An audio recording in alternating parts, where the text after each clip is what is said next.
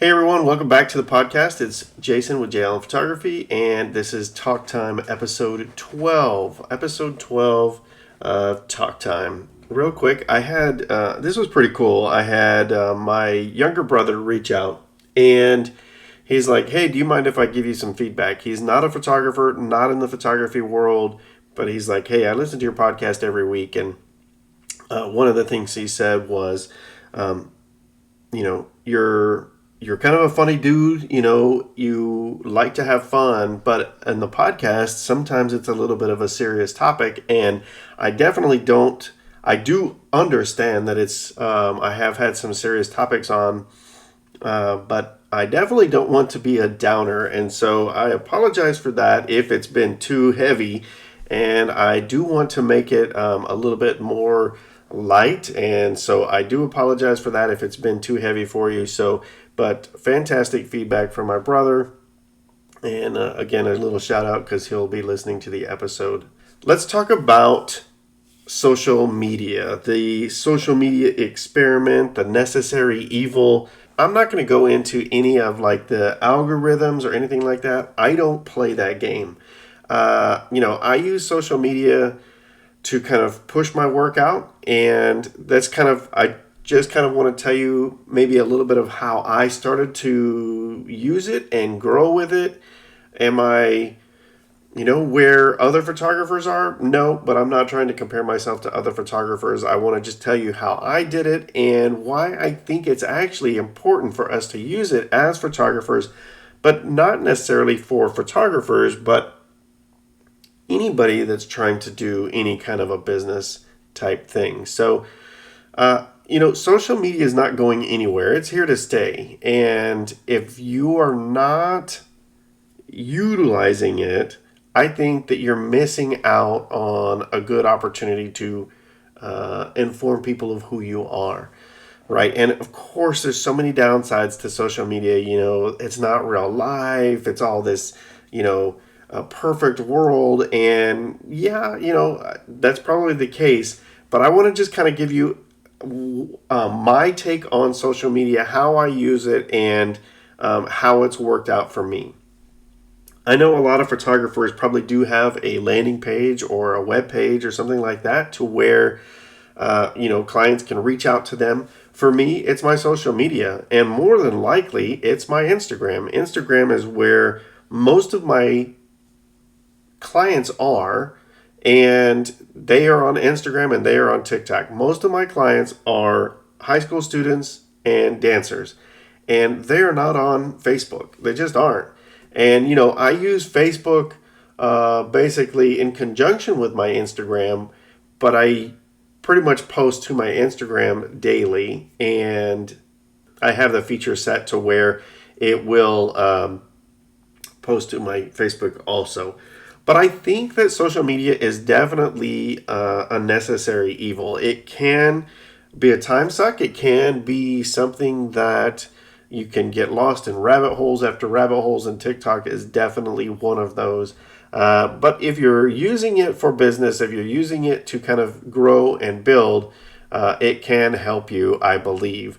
But I also want to say for those people who, are like fighting social media, you're missing out on an opportunity to share your work and thus grow your brand, right? And so whether it's Facebook, Instagram, TikTok, Snapchat, YouTube, Twitter, X, whatever you call it, you really should be looking to find ways to share your content in those avenues. It can be a little bit frustrating. Maybe if you're sharing on Instagram and you're not getting the hits and you're not getting the likes and the follows, I get that can be interesting. But it goes back to something that I've said in a lot of my podcasts before. Why are you doing it? Are you doing it for you, or are you doing it for the followership? Are you doing it for the likes or the subscribers? You can't do it that way. You have to do it for you, but you still have to do it, and you have to do it consistency. And consistency to me is the absolute key when it comes to posting out your work on social media. You can't post something on a Monday and then 3 Mondays from now you post again. You're not going to build anything that way. You've got to be consistent. And that, to me, if you don't listen to anything else that I say in this episode, be consistent with your posting and use of social media. It's funny. So I've been really posting hard on my Instagram for about 5 years. And here I sit at like 5,500 subscribers, whereas I just started using YouTube about a year and a half ago, not even a year and a half ago. And I'm very close to 10,000, which that's really cool. But I think that there's a difference, and again, I know algorithm plays key factors into a lot of this stuff, but let's not blame everything on algorithm. You post and you post consistently, you will grow. You might grow organically, you might grow slow, but if you're consistent, you can grow your brand. And so I just kind of, again, want to talk to you about how I started to do it, more so on Instagram, but that's what I am kind of keying in. Instagram to me is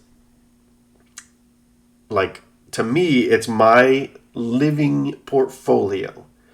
Again, I have a webpage, but people come to my webpage through my Instagram. Every now and then I get messages on my webpage, but I get messages all the time on my Instagram. And, sometimes, and more than likely, I think it's the older people, maybe the client's parents, that are actually reaching out, and they go and hit up my website through my Instagram, but they message me on the website. And a lot of times, because it's an email that I get, I'm like, hey, if you found me on Instagram, DM me on Instagram, because I see that much faster than I do in email. And email is just a little bit formal to me, and I would just prefer to have a quick chat in Instagram. I still don't have it all figured out. I don't really know. And the algorithm, Instagram initially started like to share photos, and then it kind of really, when TikTok really started to grow, it really wanted to be TikTok, and so they started pushing a lot of those videos and reels, and I think reels are still important, and I've really tried to use them a little bit more, not as much as maybe I should, but to try to use them to play a little bit with the algorithm. But also I know that people do like videos. Again, a lot of people are on TikTok, and that's just nothing but videos. So why not try to entice or bring in clientele using something that they're interested in? But when I first started really trying to grow my social media platform, I was looking on YouTube. I was looking on YouTube to learn to grow my photography, but I also was looking on YouTube now to how can I grow my social media so that I can actually kind of get a footprint here in San Antonio. And one of the things that it said was, it's said a lot of things, but one of the things it said is to reach out to local influencers. And so, an offer, maybe a shoot, something like that. And so I was like, all right, I can do that. And just trying to grow and gain traction, I thought, let me reach out. And so here I am thinking, what kind of local influencers would I want to reach out to? And what I actually ended up doing was reaching out to people that I had a common bond with. So when I was in the Air Force, I was a broadcast journalist. And so I know a little bit about the broadcast world. And, we were watching the morning news show every morning back in 2018, 2019. And there was a couple of the broadcasters. One was the traffic person, the traffic girl. And then there was a couple others. One was the main anchor with the other main anchor. But anyway, so I reached out to the traffic girl's Instagram, thinking the worst that she can do is say no, right? It's not going to hurt me to take time and send her a message and say, hey, I'm a local photographer here in San Antonio. I was a broadcast journalist in the Air Force. We kind of have to build a little bit of that rapport. Would you be interested in doing a free photo shoot?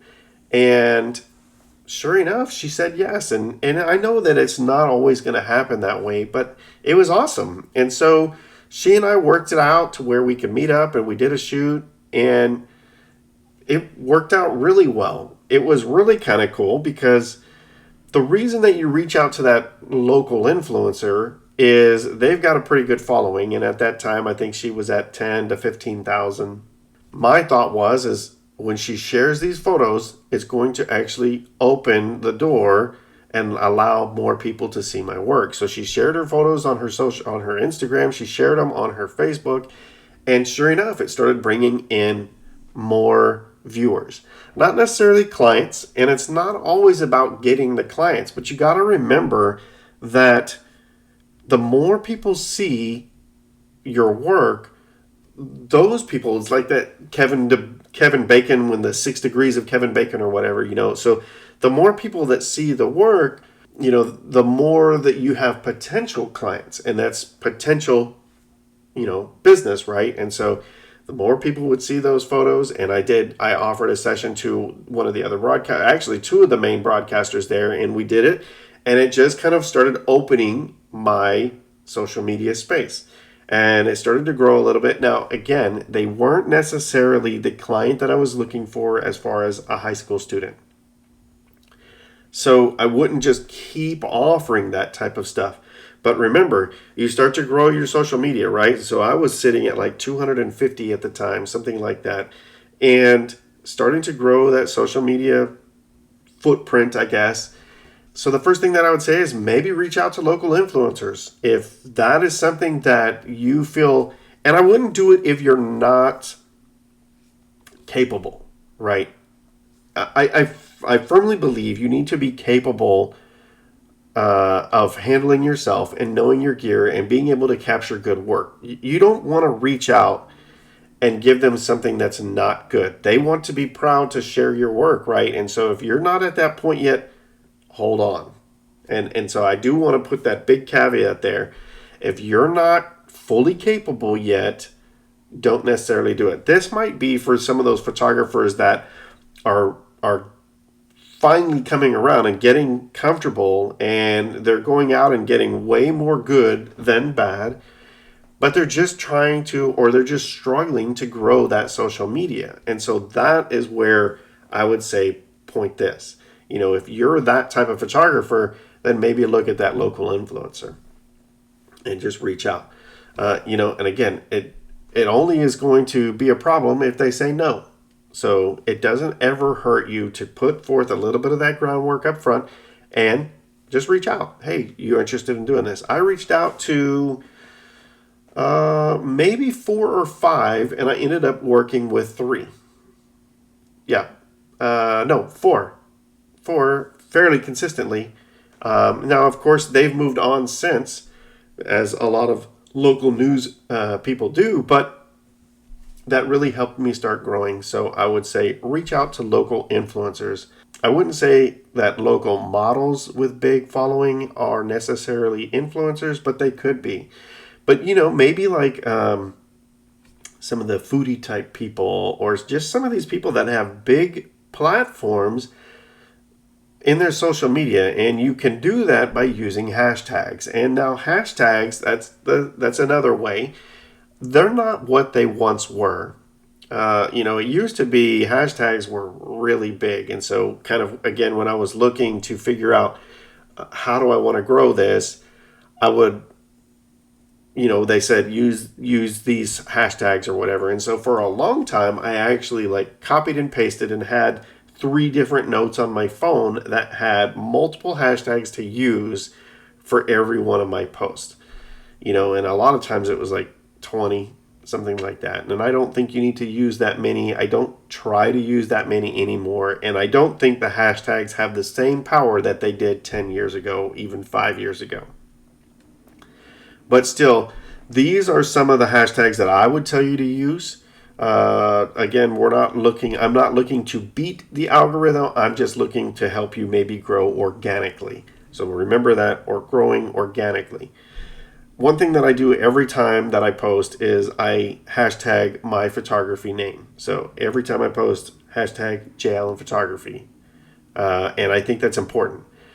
I also hashtag, because I live in San Antonio photographer, SATX photographer, Bernie photographer, so you'll see a lot of those in my Instagram. And I think those are important use hashtags a lot, and use hashtags for your city, for your area. There are people that actually do search based off of hashtags. You can go into the search in Instagram and search for hashtags. And I don't know how many people are doing that as much now, but they were doing it then. And so I would still consider, you don't need to hashtag the crap out of everything, but definitely hashtag who you are, hashtag your local area, and try to bring and kind of narrow things down that way.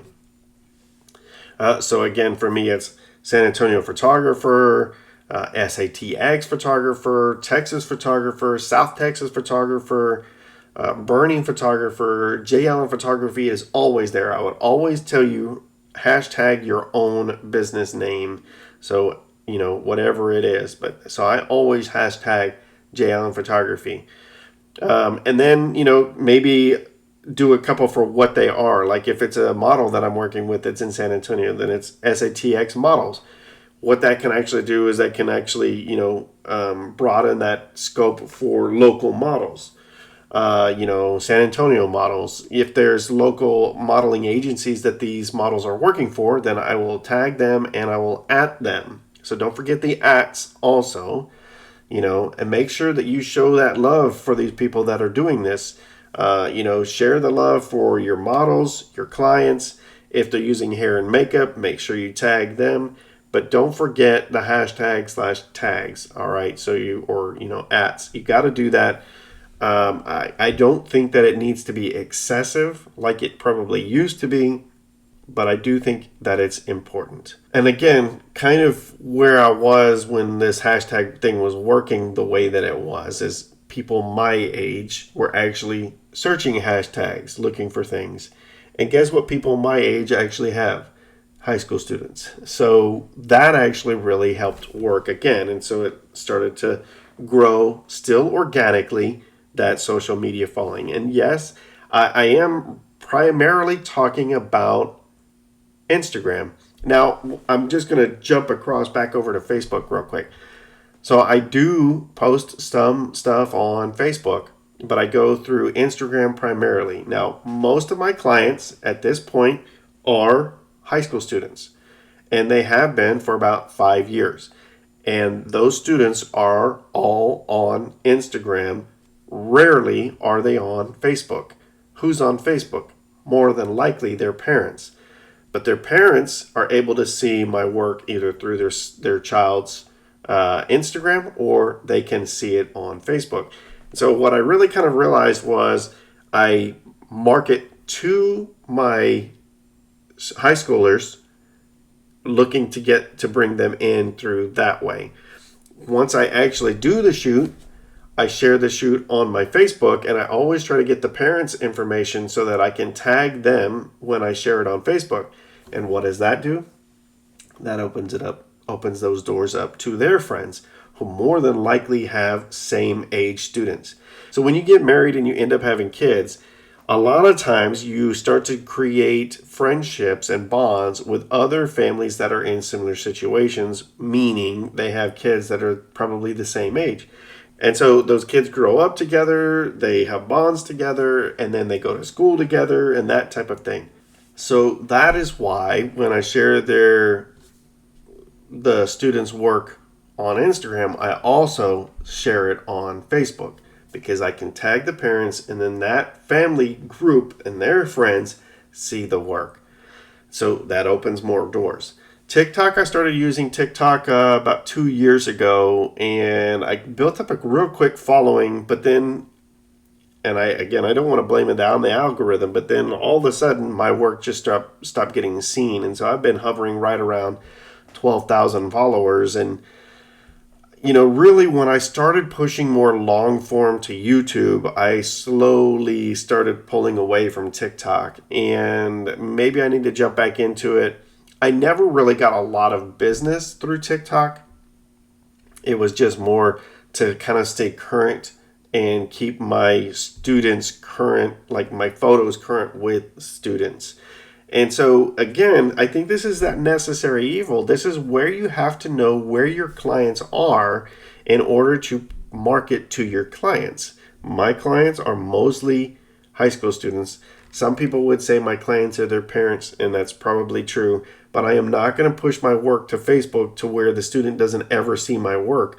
When there are plenty of other good senior photographers that are pushing their work to Instagram, I'm going to lose out clients right away. So go where your people are that you want to actually shoot. And that's what I did. And so using those local influencers, I was kind of able to build up a little bit, broaden my audience a little bit, and then using hashtags helped me broaden the audience a little bit more.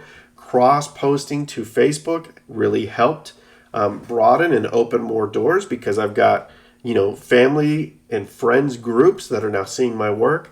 And then one thing that I did as well, and this is where people always get upset because it's the photographer needs to be making money. I offered giveaways. And I offered quite a few giveaways when I was really trying to grow my Instagram. You have to. So I didn't just offer giveaways for high school stuff, but I offered giveaways to, a couple shoot, family session, this type of thing. And again, my thought process behind it was you get into some of these family groups and they can actually maybe have people in a similar situation with high school students. So I'm not going to harp on giveaways that much because everybody knows what a giveaway is. I did offer a couple giveaways for high school sessions because I needed those high schoolers to share my work for their friends groups, right? And so it's cool and all if the parents say, hey, we really like you, but I need the students to like my work. I need them to say, hey, you need to use this guy. He's really good. I don't know if you know this, but parents and teenagers don't always see eye to eye on things. And a lot of times those parents are going to want to do, or they eventually do, what their teenager wants them to do. And so that's really where I was like, I need to get them on board and they will get their parents on board. And I think it really works. And it really has worked for me to help grow. Again, I'm not where I would absolutely love to be, a much bigger number. But why do I need that much bigger number? I'm getting the work that I want. I'm getting the work that I need. People are seeing my work.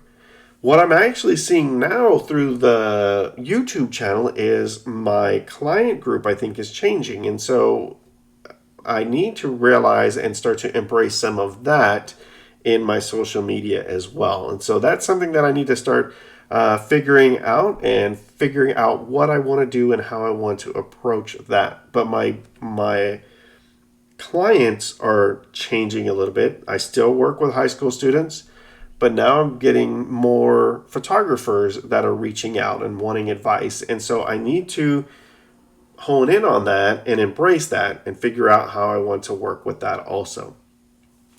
And the last thing that I want to say, and I've said it at the very beginning, is consistency. You have to be consistent. For the first several years on Instagram, I was posting every day but Saturday and Sunday. And I would still try to do the stories on Saturday and Sunday. But every day I would do a feature post.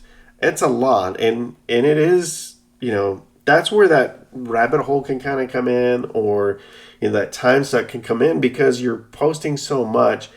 It just takes time to do. And so I'm also like addicted to this stuff. I scroll forever and it all of a sudden I'm like, oh dude, it's an hour's gone by, and you can't do that. You gotta figure out how to make social media work for you, not you work for it, right? And so don't get caught up in scrolling all day long on social media trying to post everything everywhere. I really post consistently to Instagram, and I cross post it on my Facebook.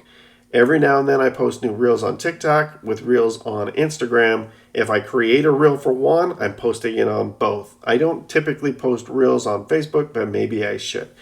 But you need to use these platforms and let them start working for you instead of you struggling with it or getting frustrated about it.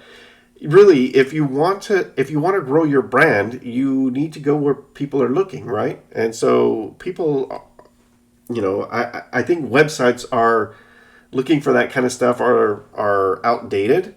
Social media is where people are looking. And so I think you really need to just be very, very consistent with that. You got to be very consistent. I would say post 4 to 5 times a week, but that's just me. I don't do that nearly as much now.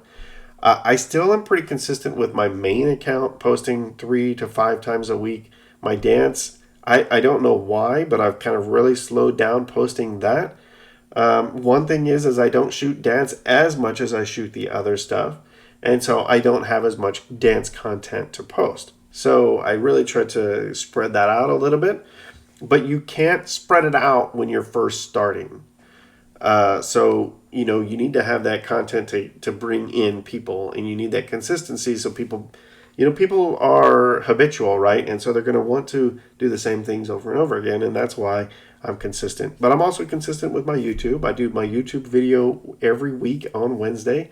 Same with the podcast, comes out every Tuesday. And so you just have to be consistent for people to understand where you are.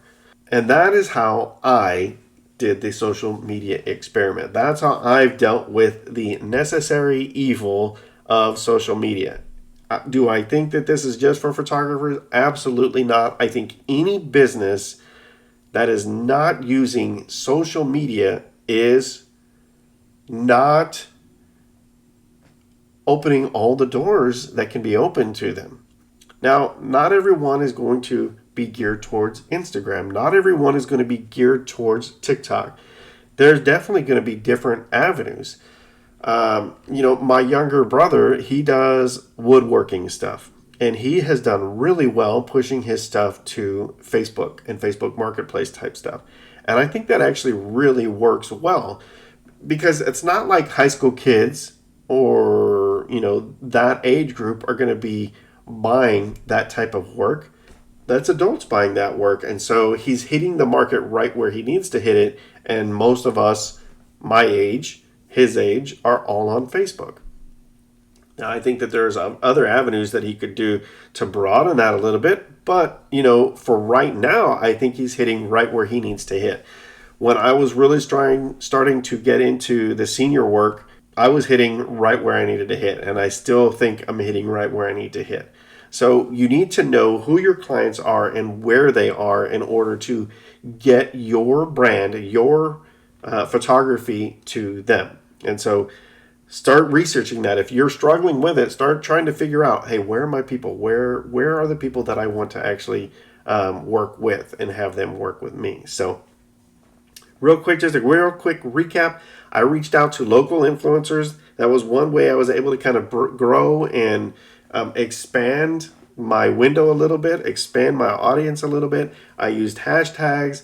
I used way more than you need to. I think you can limit them a little bit more, but use the hashtags. I do think they still work. I'm not trying to bust any algorithms. I'm not trying to compete with them. I'm just telling you again how I did it. Offer giveaways. I think giveaways are important.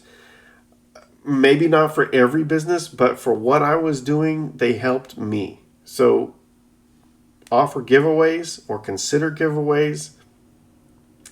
And the most important thing out of everything, if you've glossed over all of it, is be consistent.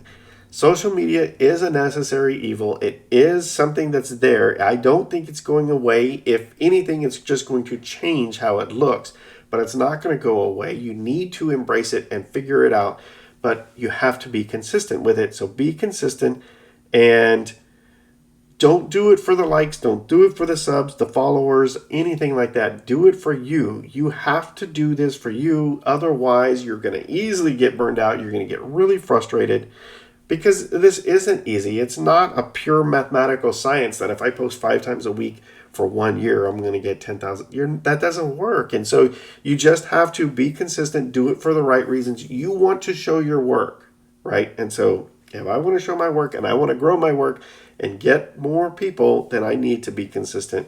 So post for yourself and do this for you. Always do this for you. But again, we want to build this business right. And so we do need to kind of figure out how we can kind of build this business.